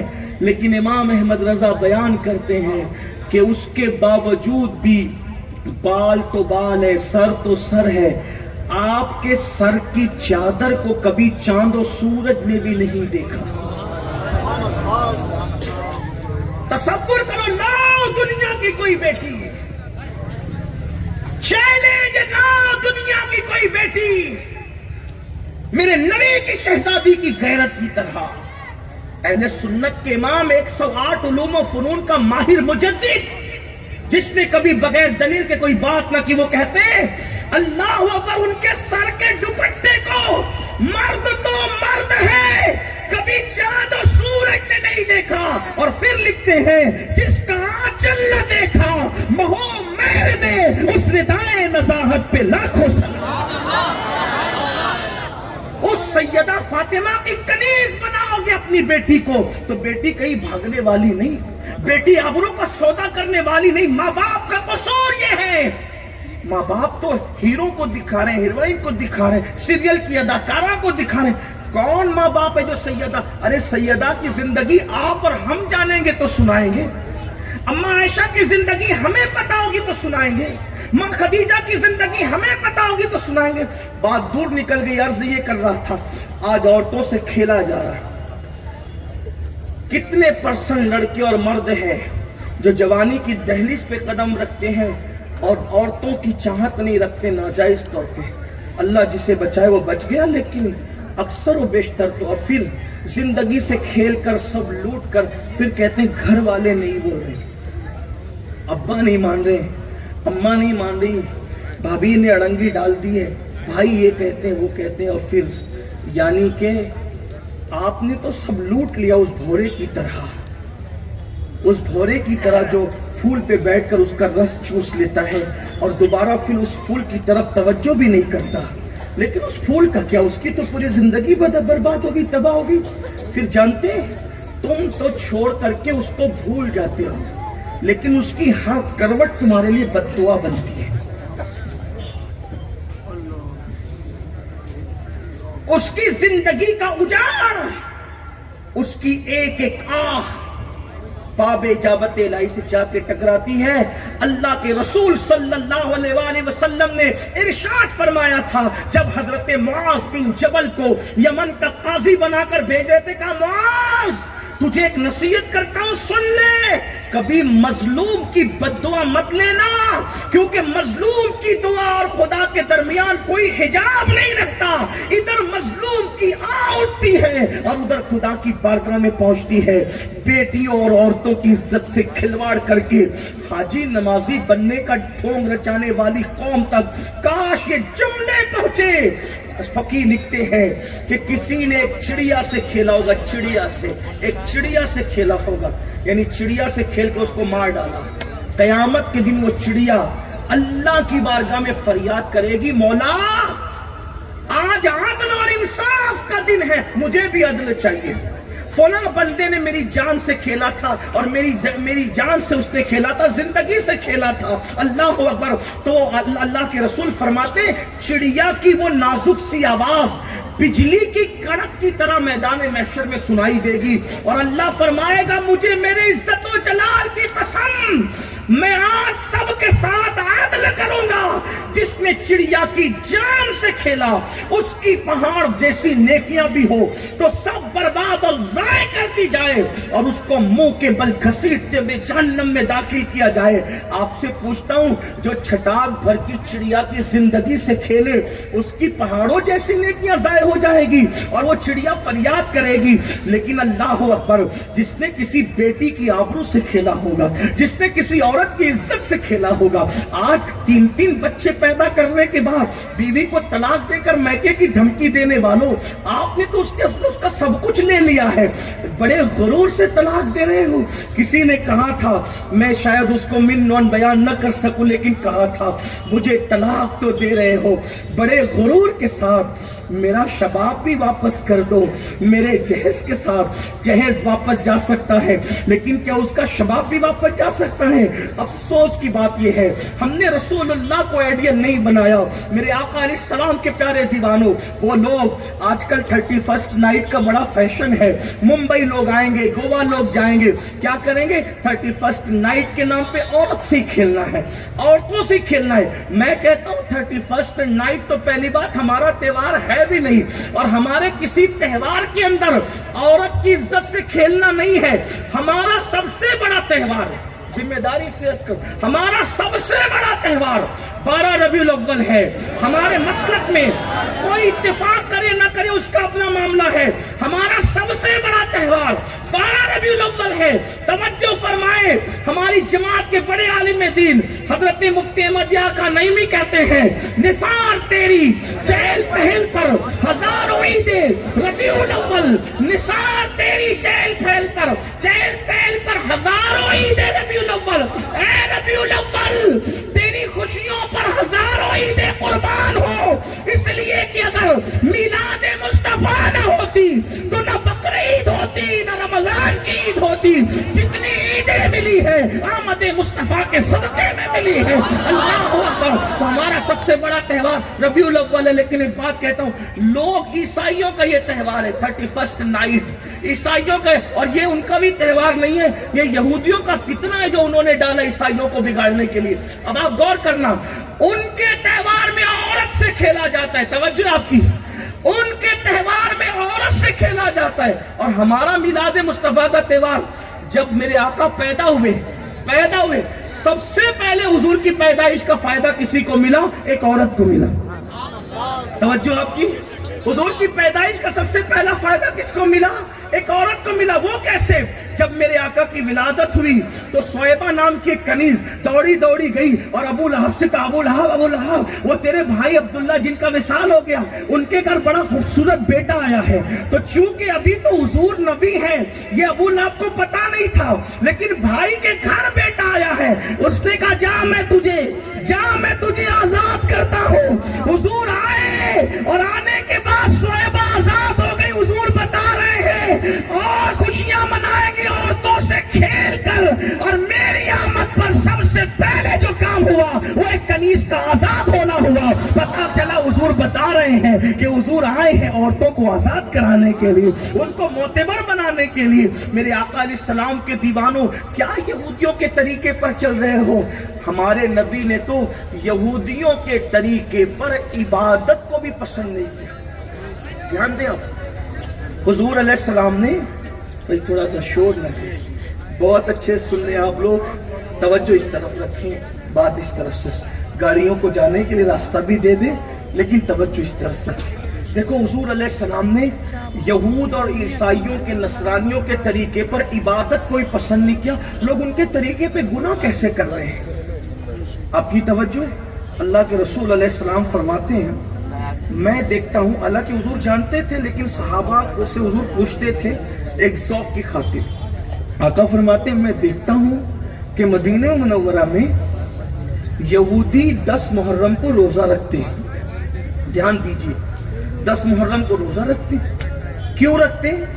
صحابہ نے عرض کی یا رسول اللہ وہ موسیٰ علیہ السلام کو جو فرعونیوں سے, اور موسیٰ علیہ السلام کی قوم کو جو فرعونیوں سے نجات ملی اس کی خوشی میں وہ رکھتے ہیں.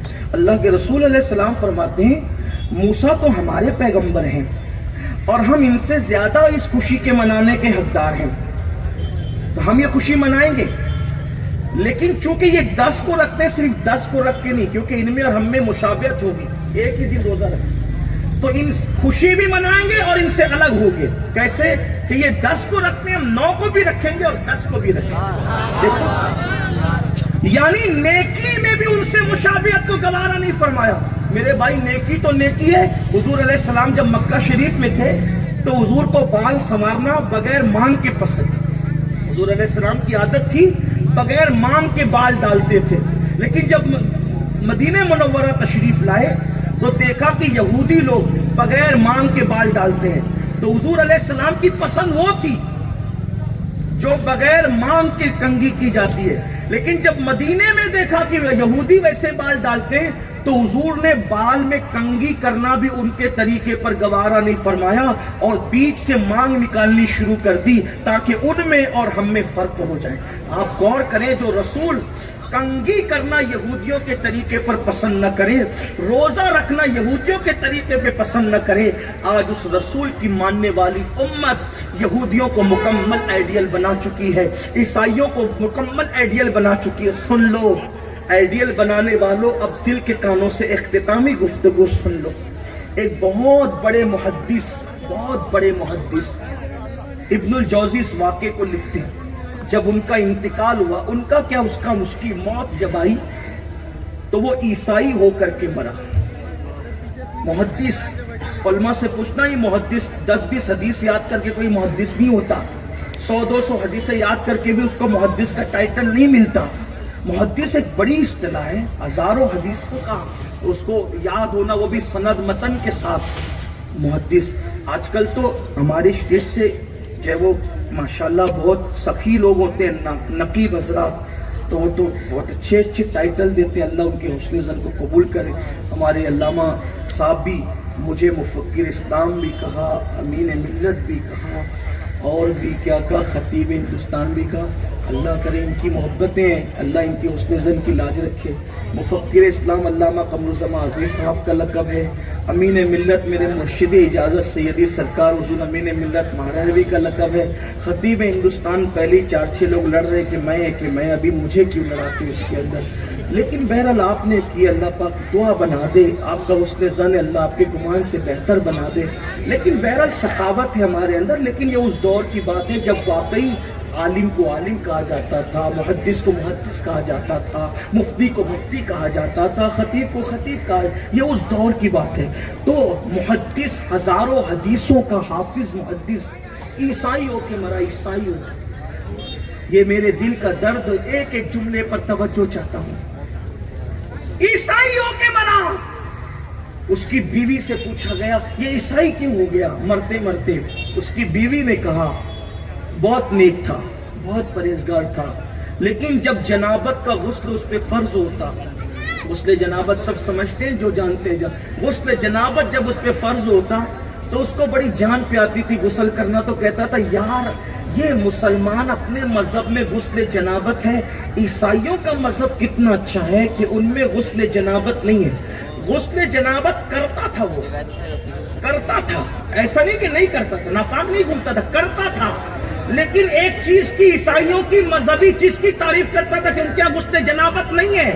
تو اسلام کی ایک چیز کو حقیر جان کر اور عیسائیوں کی ایک چیز کی تعریف کر کے جب اس کو موت آئی تو اللہ نے اس کا ایمان چھین لیا، اس پر عمل نہیں کر رہا تھا، صرف تعریف کر رہا تھا، تعریف۔ تو مرتے مرتے عیسائیوں کے مرا۔ مسلمانوں اپنے ایمان والے دل پہ ہاتھ رکھ کر سوچو ہمارا کیا ہوگا موت کے وقت، اس زبان پہ کلمہ کیسے آئے گا؟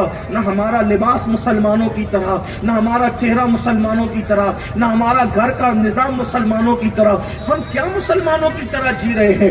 کتنی افسوس کی بات ہے، اگر سنت کے مطابق لباس پہننے کے لیے کہا جائے تو میرے جوان کو شرم آتی ہے، اور اگر ہیرو نے کسی فلم میں ٹوپی پہن لی تو ہمارا جوان بھی ٹوپی پہن رہا ہے، پٹھانی پہن لیا تو جوان بھی پٹھانی پہن رہا ہے، اس پہ جیسے بال کٹائے ویسے بال کٹا رہا ہے، حتیٰ کہ اگر وہ پھٹی ہوئی پینٹ پہن لے جس میں ستر عورت دکھ رہا ہے، اس پر حضور علیہ السلام نے لعنت فرمائی ہے، ستر عورت دیکھنے دکھانے والے پر اللہ کے رسول نے لعنت فرمائی ہے، وہ سب کچھ ہو رہا ہے۔ پتہ چلا آئیڈیل کا انتخاب غلط ہو رہا ہے۔ میرے پیارے آقا صلی اللہ علیہ وآلہ وسلم کے دیوانوں، کم سے کم اپنی قبر کا تو سوچو، کم سے کم اپنی موت کا تو سوچو۔ موت کی آخری ہچکی جب آئے گی، غوث پاک جیسے لوگ دعا کرتے تھے اللہ عبد القادر کا خاتمہ ایمان پہ فرما، صحابہ دعا کرتے تھے ہمارا خاتمہ ایمان پہ فرما، اولیاء دعا کرتے تھے ہمارا خاتمہ ایمان پہ فرما۔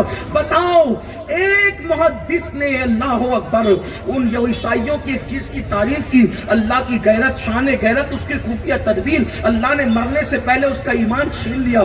آپ مجھے بتائیں حضرت سیدنا اللہ اکبر جنید بغدادی سید الطائفہ فرماتے ہیں میرے پڑوس میں ایک میرا دوست تھا، بہت بڑا محدث تھا، جب اس کی موت کا وقت آیا تو مجھے کسی نے کہا کہ جنید چلو تمہارا دوست دنیا سے جا رہا ہے، سکرات کے عالم میں ہے۔ میں گیا تو گرم گرم سانسیں اس کے سینے سے نکل رہی تھی، میں اس کے سرانے کھڑے ہو گیا، میں نے اس کے سر پہ ہاتھ رکھے تھا، کلمے کی تلقین کی، کلمہ پڑھنے کو کہا، اس بدبخت نے کہا جا یہ سب غلط ہے معاذ اللہ میں نہیں پڑھتا، اس نے انکار کیا، مرتے مرتے انکار کیا۔ مسلمانوں کھیل تماشا نہ سمجھو اپنے دین کو، سب چلتا ہے مولانا، سب چلتا ہے مولانا، سب کیسے چلتا ہے؟ اسکول کے اندر کچھ قاعدے ہوتے ہیں ایک طالب علم کے لیے، مدرسے میں کچھ قوانین ہوتے ہیں ایک طالب علم کے لیے، اللہ اکبر ملک کے کچھ قوانین ہوتے ہیں اس کے رہواسیوں کے لیے۔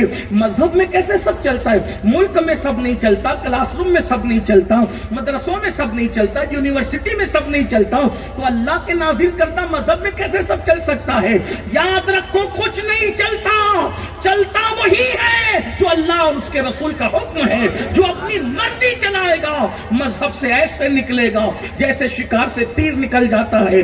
اپنے آپ پہ رحم کرو، اللہ کے عذاب کو برداشت کرنے کی طاقت کسی میں نہیں ہے۔ میرے نبی اور تمہارے سچے نبی نے فرمایا کہ جہنم کی آگ کی حرارت اور تپش کا عالم یہ ہے کہ اگر پہاڑ اس میں ڈال دیے جائیں تو پہاڑ بھی پگھل جائیں۔ میری قوم کے جوانوں، جس میں پہاڑ پگھل جائیں، ہمارا جسم اس قابل ہے کہ اس کی تکلیف کو برداشت کر سکے، ہمارے جسم میں اتنی قوت ہے کہ اس کو برداشت کر سکے۔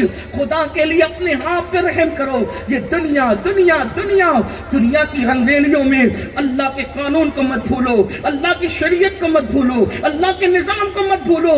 نہیں برداشت کر سکتے خدا کا عذاب۔ ارے تھوڑا سوچا تو صحیح، سوچا تو ہوتا 10 بائی 10 کا اپنا کمرہ، بجلی بند ہو جائے تو बगैर पंखे के नहीं रह पाते, वो कब्र जो 2 गज जमीन है, करवट लेने के लिए भी जगह नहीं है। अल्लाह अकबर। अगर अल्लाह राजी है तो ठीक है, अल्लाह नाराज है तो वही कब्र जहन्नम के गढ़ों में से गड़ा है। मुसलमानों कभी सोचा भी, इतने दुनियादार हो गए, दुनिया जितने दुनिया में डूब गए, अल्लाह के कानून को फरामोश किया, रसूलुल्लाह के कानून को फरामोश किया, सब फरामोश कर दिया।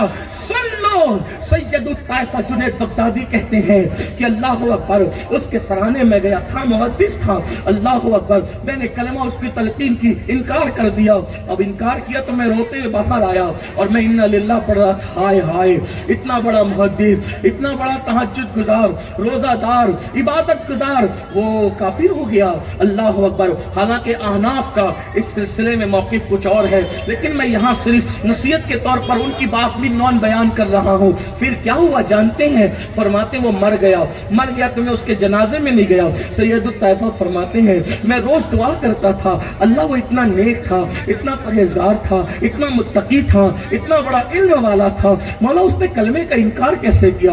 अब वो किस हालत में मुझे बताया जाए, मैं उससे पूछूं तो सही, मैं इबरत तो हासिल करूं कि उसका ये हाल क्यों हुआ। अल्लाह अकबर। जुनैद बगदादी फरमाते हैं कि मैंने ख्वाब में देखा कि वो जहन्नम की जूतियां उसके पैरों में है और तालकोल का लिबास उसके जिस्म पर है और वो बड़ी भयानक सूरत में है और वो अल्लाह के अजाब में गिरफ्तार है। मैंने उससे देख करके पूछा, ओ कम वक्त ये बता, तू तो बड़ा नेक था, बड़ा परहेजगार था, बड़ा इबादत गुजार था, बड़ा अहले इल्म था, बता तू क्यों काफिर हुआ, काफिर होकर के तू कैसे मरा? तो उसने बताया, जुनैद बात ये थी कि मुझे एक बीमारी लग गई थी और बीमारी लगने के बाद मैंने बहुत हकीमों से पूछा, कोई इलाज न बता सका। आखिरकार मैं एक ईसाई के पास गया, नसरानी के पास गया, वो हकीम था, उसने कहा देख तेरी बीमारी का इलाज कोई नहीं कर सकता, अलबत्ता एक नुस्खा मेरे पास है, अगर वो करेगा तो बीमारी दब जाएगी, खत्म नहीं होगी लेकिन दब जाएगी। मैंने पूछा क्या? तो कहा साल में एक मरतबा 1 कटोरा तुझे शराब पीना पड़ेगा, साल में 1 बार तुझे शराब पीना पड़ेगा। बस यही था, बीमारी दबाने की वजह से मैं छुप करके 1 कटोरा शराब साल में 1 बार पी लेता था। 1 बार बतौर दुआ साल में मैं शराब का प्याला पीता था। जब मौत आई तो कलमे का इनकार कर गया, ईमान हाथ से निकल गया। मेरी कौम के जवानों, जो बतौर दवा शराब का 1 प्याला साल में 1 मरतबा पिए, मौत के वक्त उसका ईमान छीन लिया जाता है। जो पार्टियों में शराब पी रहे हैं, जो शादियों में शराब पी रहे हैं, नशा जिनकी आदत बन चुकी है, नशा जिनकी आदतें सानिया बन चुकी है, फितरतें सानिया बन चुकी है, उनकी जबान पे कलमा कैसे आएगा? याद रखना, आइडियल बनाना है तो अल्लाह के रसूल को बनाओ, आइडियल बनाना है सिद्दीक अकबर को बनाओ। बात खत्म करते करते, अगर सिद्दीक अकबर को आइडियल बनाओगे तो क्या मिलेगा?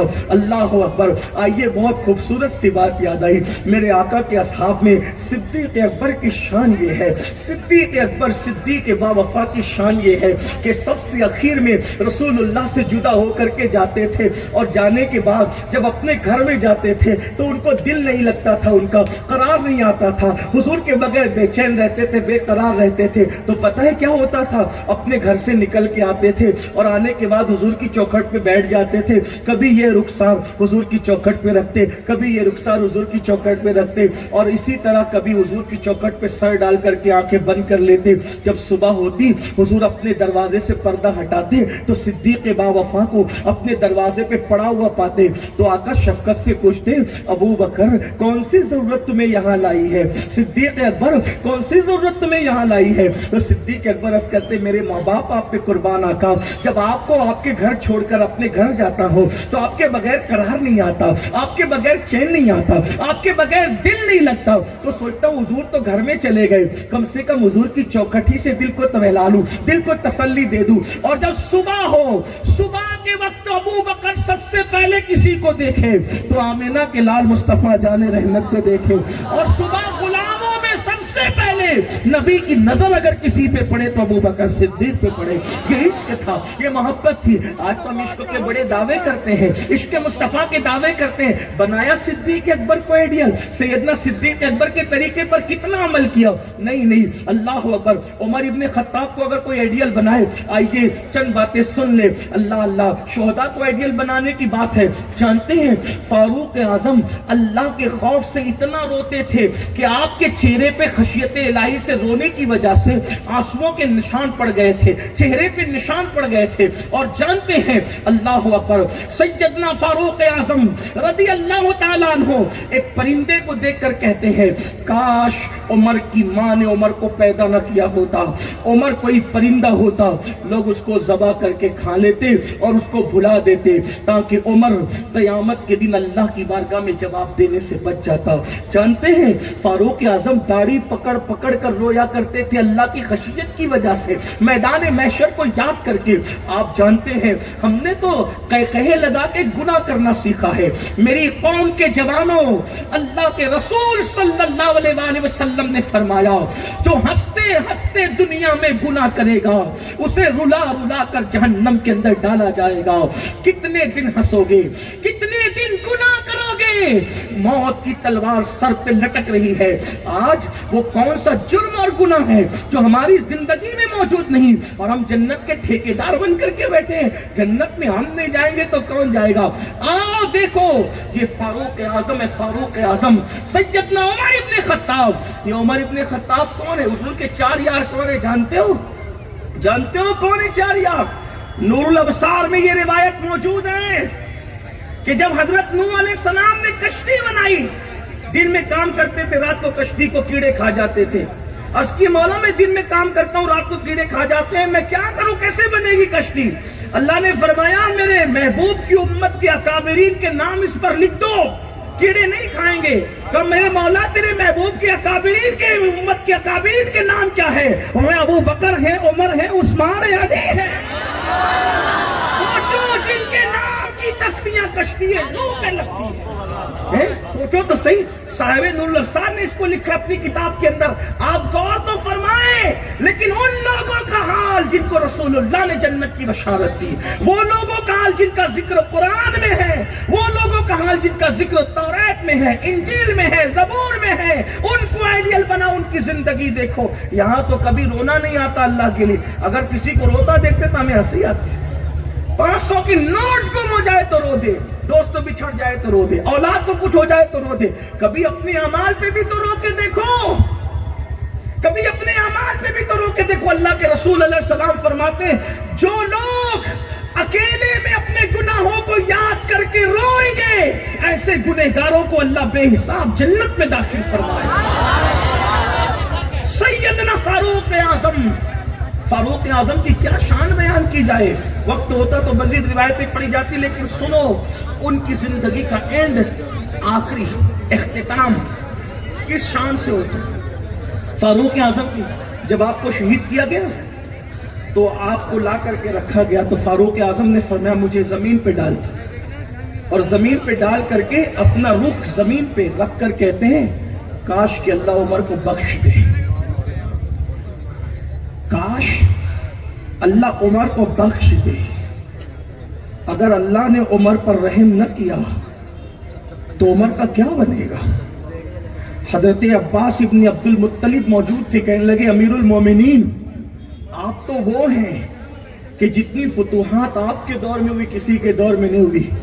تو حضرت فاروق اعظم نے کہا عباس میرے نبی کے چچا, عمر تو اس وقت تو بس اتنا سوچ رہا ہے کہ اللہ عمر کو موت کے بعد نہ کوئی جزا دے نہ کوئی سزا دے, بلکہ برابر سرابر بھی چھوڑ دے تو عمر سمجھے گا کہ میں کامیاب ہو گیا. حالانکہ ان کے مرتبے اللہ کے یہاں بہت بڑے, لیکن یہ ان کی عاجزی ہے, ان کا خوف ہے, ان کی خشیت ہے. ورنہ یہ میرے آقا علیہ السلام نے یوں ہاتھ لیے, دونوں یاروں کے یوں ہاتھ, اور ہاتھ لے کے فرمایا دیکھ رہے ہو, دیکھ رہے ہو؟ صحابہ نے کہا دیکھ رہے. فرمایا جیسے ابو بکر کا ہاتھ میرے ہاتھ میں اور عمر کا ہاتھ میرے ہاتھ میں, قیامت کے دن ہم تینوں اسی شان سے اٹھیں گے. جو دامن پکڑ کے اٹھے گا اس کو کوئی خوف نہیں, تو جو ہاتھوں میں ہاتھ دے کر اٹھے گا یہ ان کی خشیت ہے. جن کے رتبے ہیں سوا ان کو سوا مشکل ہے, جن کے مرتبے بلند ہے ان کی بات ہی بڑی ہے. ہم نے بنایا ان کو آئیڈیل نہیں بنایا.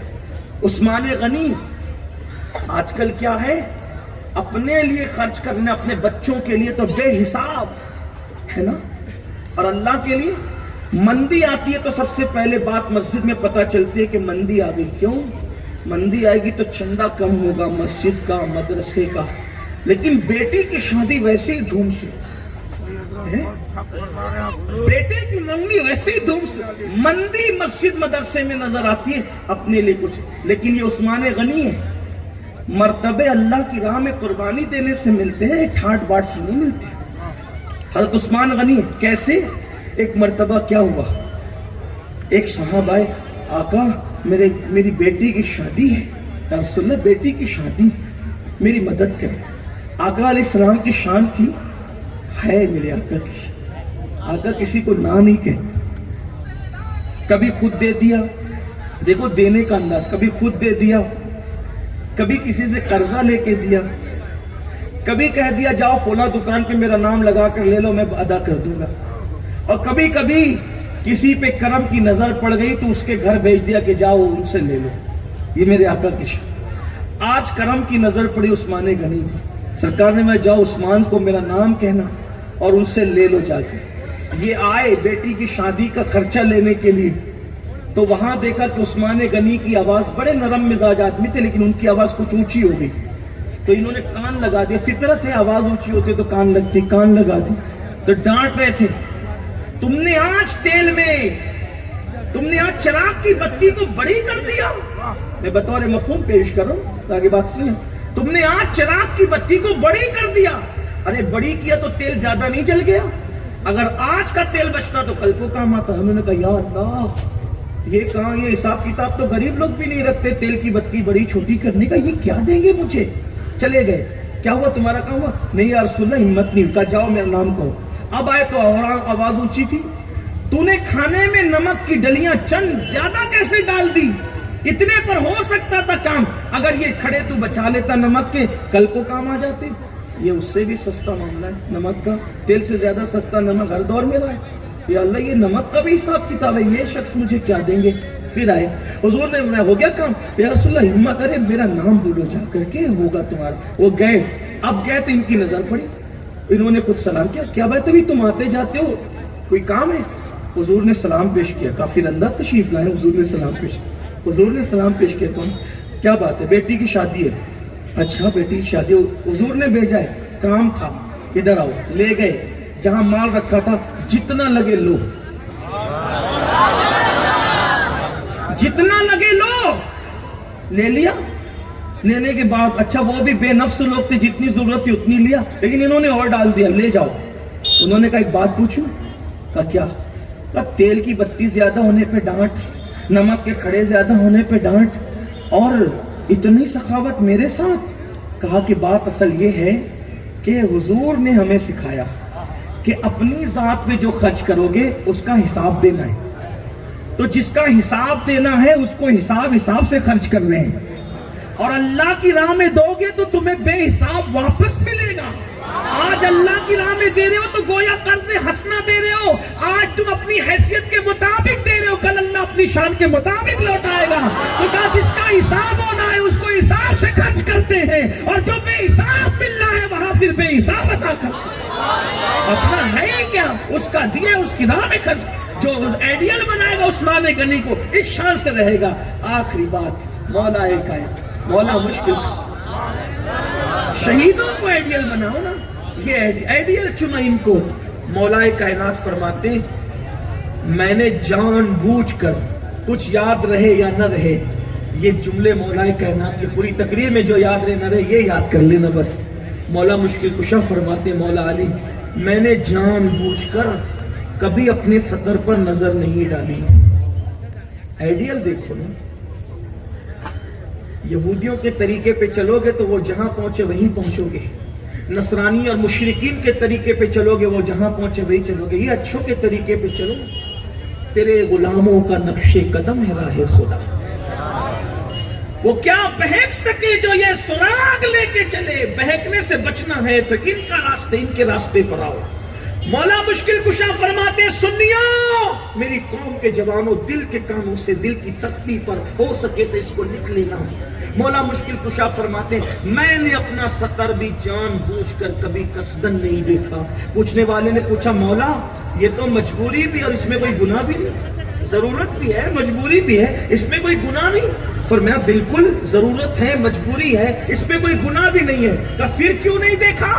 فرمایا اس لیے نہیں دیکھا کہ مجھے حیا آتی تھی کہ جن آنکھوں سے اپنے نبی کا چہرہ دیکھتا ہوں ان آنکھوں سے اپنا سطر کیسے دیکھوں. اب آپ اندازہ کریں ان کی غیرت کا یہ عالم ہے کہ جن آنکھوں سے نبی کا چہرہ دیکھتا ہوں ان آنکھوں سے اپنا خود کا سطر کیسے دیکھوں. بس اسی پر جملہ مکمل کر کے بات آپ پہ چھوڑتا ہوں. اے عاشقان رسول کہلانے والوں, قبر میں انہی آنکھوں سے نبی کا دیدار کرنا ہے اور محشر میں انہی آنکھوں سے اللہ کا دیدار کرنا ہے جیسا کہ وہ کرانا چاہے گا. آپ سے پوچھتا ہوں ان آنکھوں سے کیا کیا دیکھ رہے ہو؟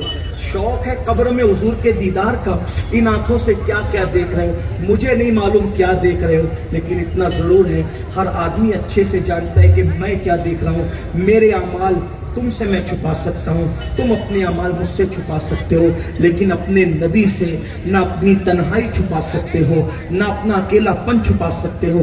کچھ نہیں چھپا سکتے نہ اپنے خدا سے نہ اپنے رسول سے, کیونکہ خدا نحن اقرب الیہ من حبل الورید, ہماری جان سے زیادہ ہماری شہرت سے زیادہ اللہ قریب ہے. اور النبی اولا بالمومنین من انفسہم, نبی مومنوں کی جان سے زیادہ قریب ہے. تو جو شہرت سے زیادہ قریب ہے اس سے بھی کچھ نہیں چھپ سکتا اور جو جان سے زیادہ قریب ہے اس نبی سے بھی کچھ نہیں چھپ سکتا.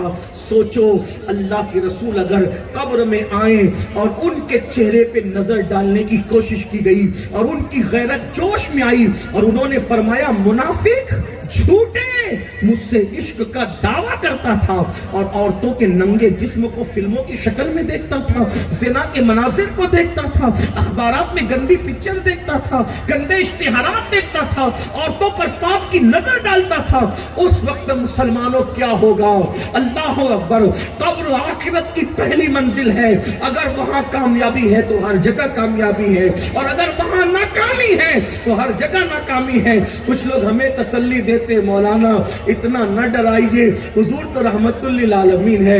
میں کہتا ہوں بالکل ان کے کرم سے بڑی امیدیں ہیں لیکن ان کی غیرت سے ڈر بھی لگتا ہے. میرے بھائی ایک صحابی نے سونے کی انگوٹھی پہن لی, حضور نے ان سے منہ پھیر لیا. ایک مقدس خاتون نے سونے کے کڑے پہن لیے, حضور نے ان سے منہ پھیر لیا.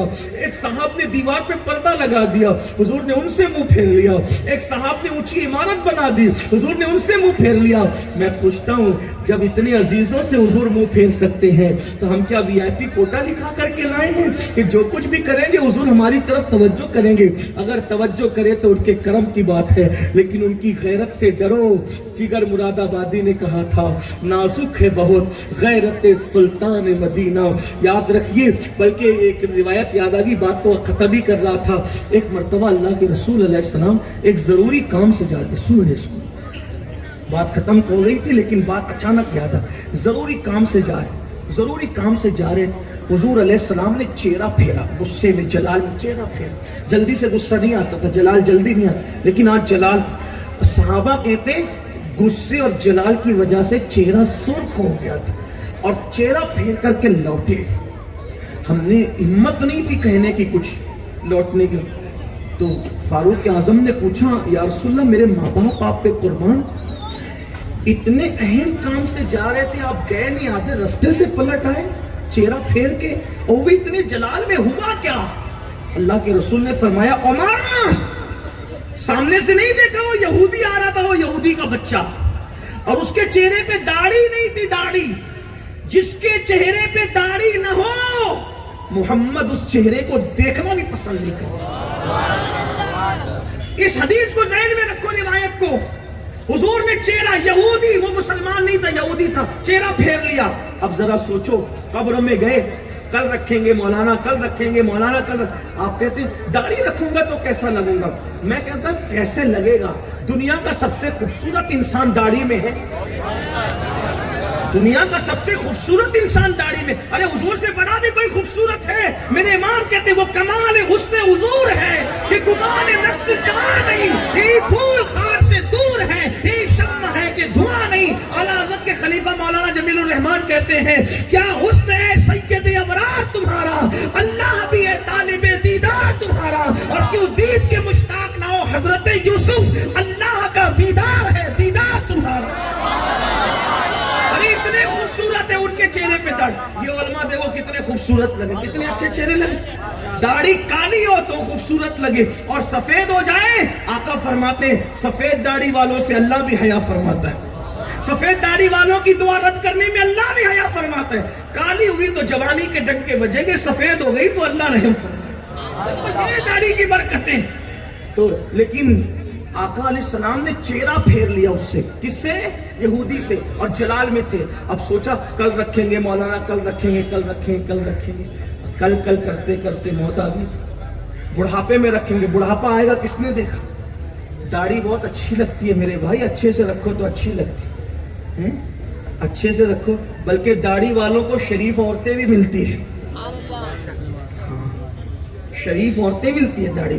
لوگ مفعول مخالف مراد نہ لے، بغیر داڑھی والوں کو بھی قسمت سے ملتی ہے، ان کی بات نہیں کرتا، لیکن داڑھی والوں کو جلدی ملتی ہے، شریف عورتیں ملتی ہیں۔ تو کل کرتے رہے اور اللہ نہ کرے موت آ گئی اور داڑھی مڑا کر مرا اور قبر میں پہنچا، بھائی چھوڑ دیا، باپ چھوڑ دیا، بہنیں چھوڑ دی، بیوی چھوڑ دی، سب نے چھوڑا تو قبر میں لے جا کے ڈال دیا نا، ہے نا؟ سب چھوڑ گئے، کس کا سہارا؟ ایک سہارا، ایک سہارا۔ جب بھائی چھوڑ دے، بہن چھوڑ دے، ماں چھوڑ دے، باپ چھوڑ دے، دوست چھوڑ دے، احباب چھوڑ دے، جب سارے رشتے منہ موڑ کر چلے جائیں تو سہارا ایک ہوتا ہے۔ ماں جب ایک لوتے کو چھوڑے، آ کہہ کے بلاتے یہ ہیں، باپ جہاں بیٹے سے بھاگے، لطف وہاں فرماتے یہ ہیں، بندے کو مرکز میں تھپک کر میٹھی نیند سلاتے یہ ہیں، ٹھنڈا ٹھنڈا میٹھا میٹھا پیتے ہمیں پلاتے یہ ہیں۔ اللہ اکبر۔ جب سب چھوڑ دیے تو مردہ سوچتا ہے بھائی تو بھی چھوڑ دیا، باپ تو بھی چھوڑ دیا، امی تو نے بھی چھوڑ دیا، دوست احباب تم نے بھی چھوڑ دیے۔ تو گویا کہ جب سب چھوڑ دیتے ہیں تو ایک رشتہ آواز دیتا ہے، بھائی نے چھوڑا چھوڑ لینے دے، باپ نے چھوڑا چھوڑ لینے دے، بھائی بہنوں نے چھوڑا چھوڑ لینے دے، بیوی بچوں نے چھوڑا چھوڑ لینے دے۔ میرے امتی تجھے سب نے چھوڑا ہے لیکن تیرے نبی نے تجھے نہیں چھوڑا ہے۔ میں تیری قبر کو جنت کے رشک بنانے کے لیے، جنت کا ٹکڑا بنانے کے لیے، رشک جنت بنانے کے لیے تیری قبر میں آتا ہوں۔ امام کہتے قبر میں لہرائیں گے تا حشر چشم نور کے جلوہ فرما ہوگی جب طلعت رسول اللہ کی۔ حضور قبر میں آئیں اور چہرے پہ داڑھی نہ دیکھیں، اور وہ حدیث یاد کرو جس چہرے پہ داڑھی نہ ہو، محمد عربی روح فدا صلی اللہ علیہ وآلہ وسلم اس چہرے کو دیکھنا بھی پسند نہیں کرتے۔ اگر قبر میں آ کر منہ پھیر کر چلے جائیں، چہرہ پھیر کے کیا ہوگا؟ خدا کے لیے رحم کرو، اللہ میری قوم پر رحم کرے، ہم سب کو عمل کی توفیق دے، آخرت کی فکر کی توفیق دے۔ آئیڈیل صحیح چنو، اور صحیح آئیڈیل وہ ہے تیری سیرت، تیری صورت زمانے سے نرالی ہے، تیری ہر ادا پیاری، دلیل بے مثالی ہے۔ استغفر اللہ ربی ان ربی لغفور رحیم وما علینا الا البلاغ۔ السلام علیکم ورحمۃ اللہ۔